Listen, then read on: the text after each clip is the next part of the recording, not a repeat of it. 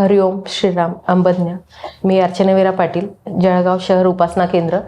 हा अनुभव मी बापूकडे येण्याच्या आधीचा आहे। म्हणजे आपले बापू भक्त होते, त्यांनी माझ्या मिस्टरांना सांगितलं होतं, पण ते उपासना जेव्हा करायची मी त्यांना नेहमी चिडायची की काय माणसाची पूजा करता किंवा हे करता, पण त्यांना सगळ्यांना जे अनुभव आलेले होते ते मला नव्हते आलेले। त्यामुळे मला असं चिडायची की काय देवारातले देव पूजायचं सोडून तुम्ही ह्या बापूची माणसाची काय पूजा करता, हा काय देव आहे का।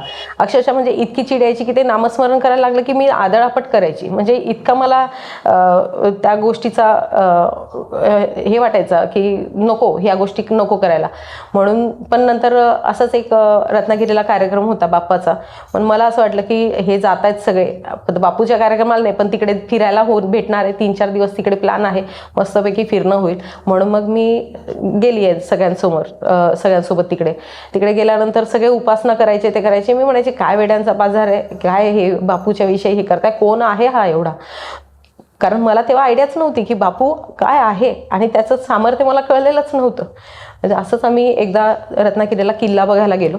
किल्ला बघायला गेल्यानंतर तो समुद्रकिनारी किल्ला आहे, तो बघता बघता एवढा मोठा भिंत असतात त्याच्या, आणि तो तिथून आम्ही वाकून बघितलं, पूर्ण उंचावरून बघितलं आणि खाली समुद्र दिसला। तो समुद्राच्या लाटा पूर्ण त्या किल्ल्याला आदळत होत्या। तर मी तिथून वाकून बघितल्यानंतर बोलली की इथून जर कोणी पडलं ना तर शेवटी अंतविधीला याचं हाड सुद्धा भेटणार नाही।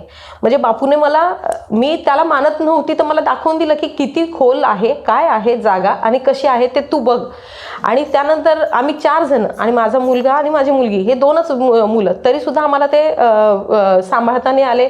त्या मुलीला घेऊन मी खाली चालते, पण माझा मुलगा कधी त्या कॉलेजच्या मुलं चालायला लागले त्यांच्या मागे, 7 वर्षाचा माझा मुलगा, कधी त्याच्या मागे चढला त्या भिंतीवर आणि कधी तो त्याचा तोल गेला आणि पडला तर ते कळलंच नाही। फक्त पडल्यानंतर माझ्या तोंडून, मी नास्तिक, माझ्या तोंडून फक्त एवढंच निघालं की मेला।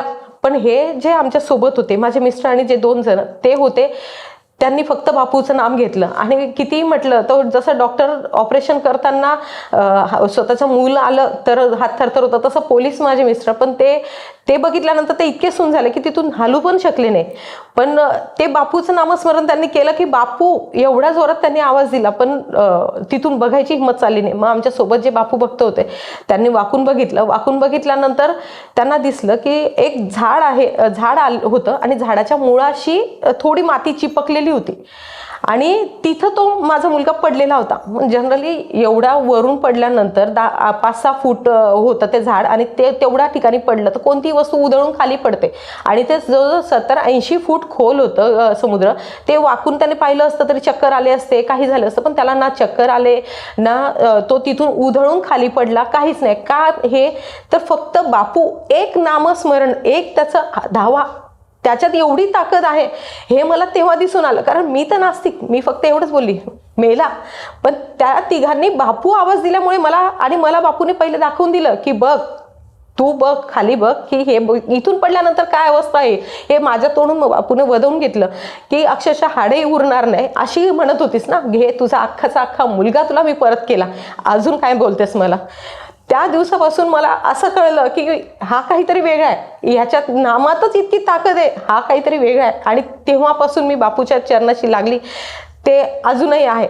अजूनही मला फक्त एक त्याचं नाव घ्यायचं आणि सगळ्या गोष्टी करायच्या, अक्षरशः जेवताना, उठताना, झोपताना, म्हणजे इतकी सवय झाली आणि इतकी त्याची सोबत हे झाली की कोणी नसलं ना तर एक तरी चालेल, पण आपला बापू परिवार आणि बापू हेच खूप बळ देऊन जातं। आणि म्हणजे त्या दिवसानंतर मला असं फक्त एकच वाटतं की जो माझा कोणी मायबाप आहे, भाऊ बहीण आहे, विश्व आहे, सगळा भक्त बापू। कारण त्याच्या नामातच इतकी ताकद आहे की माझ्या मुलाला साधं खर्चटलं सुद्धा नाही। बस याच्यात अजून पुढे काय बोलणार, एवढं त्यांनी भरभरून दिले, रोज अनुभव देतो। पण हे माझ्या जीवनातले खूप मोठे असे अनुभव आहेत की आपण जाणारे येणारे कोण नसतो, त्याची इच्छा असेल ना तेव्हा तो आपल्याला असं काही दाखवून देतो, त्याचं रूप, त्याचं बळ, त्याचं सामर्थ्य, की तो आपण त्याच्या चरणाशी कायमचे लागतो। हरिओम श्रीराम अंबज्ञ।